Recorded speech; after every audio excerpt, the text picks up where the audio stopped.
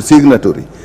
The problem that will bring is that a small facility, level 2, will actually now have to wait for that accountant to actually make the approval.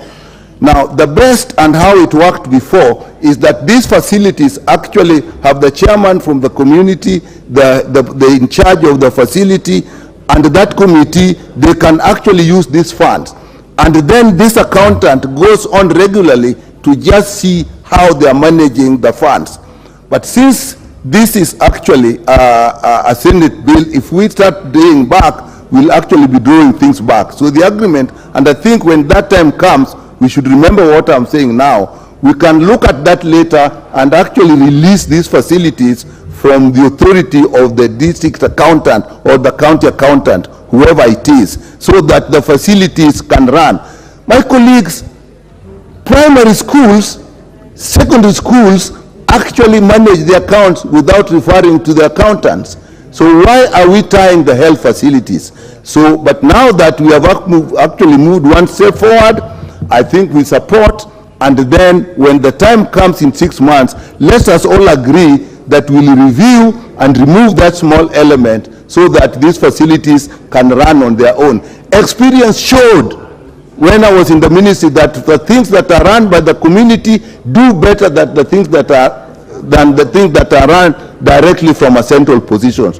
With that, Madam Speaker, I support.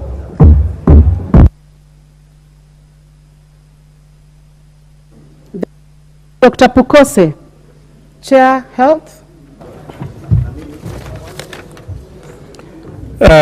Madam Speaker, I want to thank the House for passing these very important bills that came from the Senate, and of special notice to the Committee of Health for having spent a lot of time in the public participation and listening to and getting the memorandums from the various organizations. I want to thank the Office of the Majority Leader for giving the guidance on how this bill has, the two bills have been prosecuted.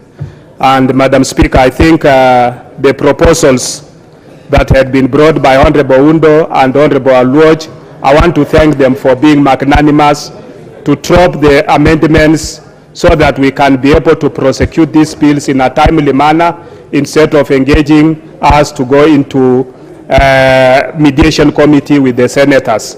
I think this is the spirit in which we can be able to prosecute bills in this House moving forward. And the majority leaders has assured that we'll be able to, in 6 months' time, we'll be able to come up with a bill to make those amendments, and we'll be able to look at issues which Dr. Nyekal and others had raised, which I think are valid. The committee had also raised some of those things, and I think we'll be able to look at.